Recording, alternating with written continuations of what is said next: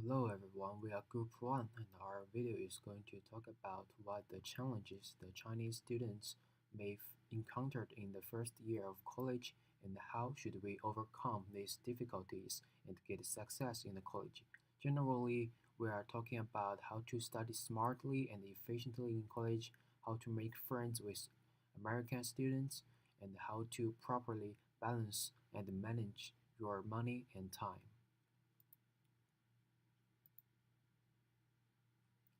In my opinion, in order for students to study well in college, there are basically three things students should finish. The first thing is to participate in class, the second thing is to make a study plan, and finally is to looking for academic resources. I will talk about how students should participate in class. In another word, what should we do before the class, in the class, and after the class. Before the class, we should go through the chapters or contexts the professor will cover in the class. By doing this, it is easily for students to understand what the professor talks about and can easily catch the main idea precisely. Also, students should bring some questions to class and try to figure it out during the class. During the class, it is important to taking notes, asking questions, and interacting with professor. As for taking notes, most students are used to take notes on paper instead of in electronic devices because, according to the research, students will remember deeply and long by writing. No matter what ways you use, I will introduce a type of note-taking format that may be useful to you in the next slide. After class, doing homework and periodically um, review the notes can solidify your knowledge. Also, don't forget to read the relevant readings the professor assigned, which may help you to comprehensively understand the chapters. I will introduce a kind of note-taking method which may be useful to you.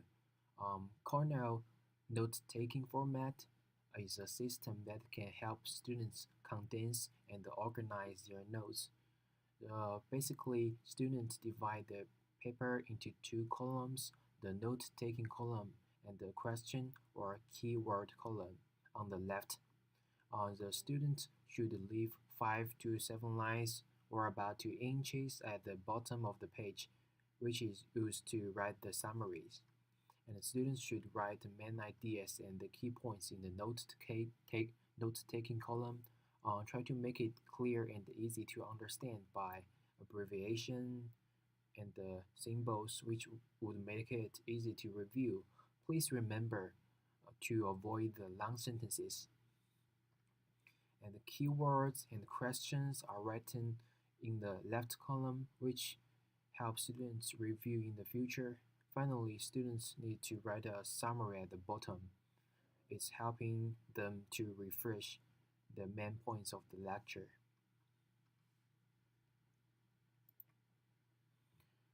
Um, I will talk about how to make a study plan.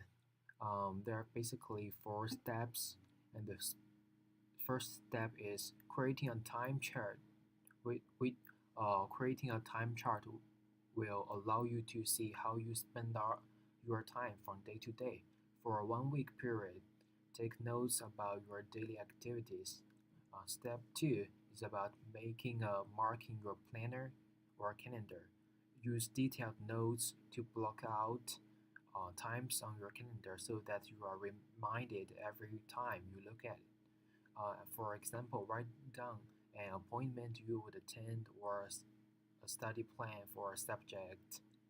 And the step 3 is about determining why you would study and what you will study this week. For example, if the midterm exam is coming, you may want to give yourself 1 to 2 weeks to review. If you don't have exam, you may read ahead in order to grasp if in order to grasp the next chapter the professor may cover. And step 4 is the most important part because students should try to develop a study plan that you can follow for the length of each semester of college. In another word, students should sticky to their plan. It should be it should be consistent. The last part I will talking about is to looking for academic resources.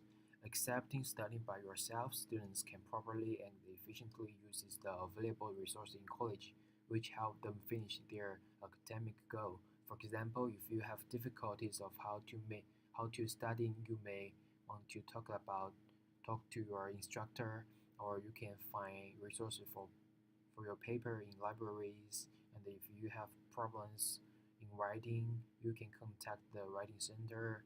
But the most important thing is to try to study smart but not study hard.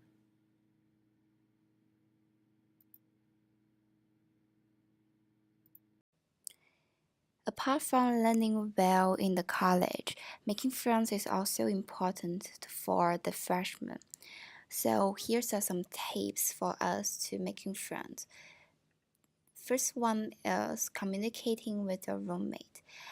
Because the roommate may be the first person you met in the college, and the first important step is to make the roommate agreement. It is important to establish these rules earlier on and to write them down in clear terms. What you may take for granted as common courtesy may be news for your roommate, and vice versa. And also, the second one is approaching your roommate with a concern. Let me explain more. Is do not be afraid to voice your concern if the habit of your roommates is making you feel uncomfortable. It's your room too, and you have a say in what goes on in this room. At the same time, keep it friendly and non-accusatory. It's likely your roommate didn't realize the action would bother you. Also, the exchange may be awkward, and it's likely better than letting a roommate's habit aggravate you throughout the school year. Make sure your roommate knows that they are welcome to approach you with their concerns as well. The secondly is respecting their property. Unfortunately, there is no real way to certain that your roommate will respect your possession while you out of the room. But this is only more reason to respect your roommate's property and hope that they do not the same. They do the same. So the important thing is just communication because every problem can just solve with the communication. The second method to make friends is attending sports because the sports is a group activity and the second method to make friends is attending sports because the sports is a group activity and it need teamwork, um, which means you can share ideas and communicate with your team members frequently, and it's easily to make friends in a team. In our school, the sport is very popular, especially the football.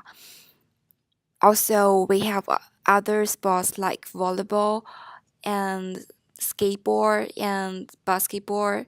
So it's many ways for us to making friends and many sports we can choose. The second method is join the club to make friends. In the club, we can find a lot of interesting people. In our school, there are several clubs holding by Chinese students, like say Triple S and the Echo Studio. In the join this club, you can organize some activities and gathering Chinese students. During this process, you can improve your leadership, and also the important things that you can make lots of Chinese friends. Also, we have lots of clubs holding by foreign students, and in this club, you can make foreign friends. It's also important for us to improve our English. So the next tips we are gonna talk about how to make foreign friends. To develop interest with foreign students, we can learn the culture of other countries, so we can share common topics with them. And also, the easiest way to make foreign friends is just share the similar hobbies with them, because they just have the different appearance of us. So don't be afraid of them. You treat them friendly, and they will treat back to you.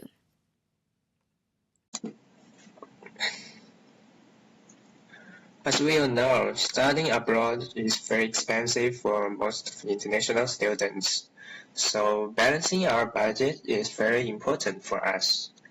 I will talk about some tips about it. First, we can look for some discounts and coupons. We'll go to supermarkets, and some supermarkets provide big discounts in some festivals, such as the Black Friday. So we can buy goods when they have discounts. The supermarkets also provide coupons, so we can use them when shopping to save some money. Secondly, it's a good habit to make a bill. A bill can record the income and expenditures, so we can learn how money goes away during a period. By keeping the bill and review it by time, we can learn what payments are unnecessary and try to avoid them next time. We can also find some good opportunities of earning money by review bills, so we can try them in the future. In addition, we can do some part-time jobs to broaden our incomes. For example, working for a school kitchen, working for a library, and becoming a teacher assistant. We can log in our school websites and find many jobs designed for students. We can apply them online and have a job after passing the face-to-face interview. These jobs not only help us earn some money, but also improve our practical abilities and English speaking. What's more, we can cook by ourselves. It helps save money because going to restaurants and the school kitchen is very expensive. We can buy our needed materials from supermarkets with a relatively low price. We'll find lots of introductions about making dishes on the internet. Which is most important is that we can also eat dishes from our hometown by cooking.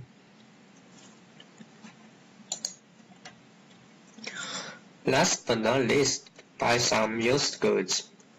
Buy some two-handed stuffs like old chairs, used bags, old books, and even old cars and so on. American has a very big secondary market, and if we carefully search the stuffs we want, we will certainly find them with a great price. Be polite when bargaining with others, and be careful with extremely low price because we may buy useless goods with such a price. Okay, next part, let's talk about how to manage your time. As we know, college schedule is not like high school. You don't have to go to school from 8 a.m. to 3 p.m. You have more power to control your time. I even heard about someone doesn't have classes on Monday, but it's not mean college life is easy. High academic knowledge let us feel a lot of stress, and now I found out 4 ways to help us to manage our time. First, is making a schedule. Second is minimizing distraction. Third is enlisting help. Fourth is evaluating our time. Now let's talk about making a schedule first. You can find a paper or calendar system. This way is I learned from my many teachers. Before you begin making a schedule for yourself, you want to find a calendar system that will allow you to pull out both long or short-term activities. It is important to have just one calendar where you can store all of your information for easy reference. And then sketch out deadlines for your semester. Once you have got your hands on the schedules for all of your course, put all assignments, due dates, exams, and homework on your calendar.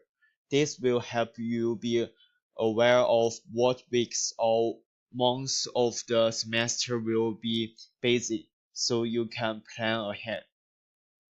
And third, I want to say set reminders. It's it is the best one I needed. It's all too easy to miss deadline or forget about study sessions. We are college students. We have get a lot going on now. Using your cell phone or an online service to set daily or weekly or special reminders for yourself. You could even go old school and leave posted in space you are likely to see them, like on your desk door on computer screen. And then I want to talk about minimizing distraction. First, you should know when is your best study time. College time is the best time we get the knowledge for our future. Easy to say, we get through the knowledge to make money. So if you use your best study time, half the work is twice the cost. Second, I want to say create a productive workspace for yourself. If you work well with music, play it in the background. If you can't deal with any background noise, invest in noise cancelling headphone or find a quiet environment like library or study room. And one more thing is important too is focus on one task at one time. When you doing one task, just focus on only one is the best. You will lose time while trying to multitask. And the most important thing is without internet. Avoid Instagram, Twitter, and Facebooks. Getting onto these social media sites will distract your prolonged study time. Yet next, I want to talk about enlisting help. Start a study group is very good for us. Like this project, as a group, we have a lot of fun and make the project is easier. Start a study group with your classmates or your friends at the beginning of the semester. Make a plan with some classmates to have a weekly study group. Studying in a group can be a very helpful learning environment and it also makes study more fun, like this project we did. And then find a writing partner.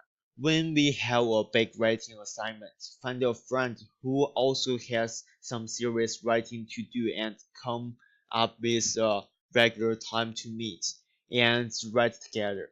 Even if you are not in the same major, you can benefit from having a designated time to write and a person to swipe draft with.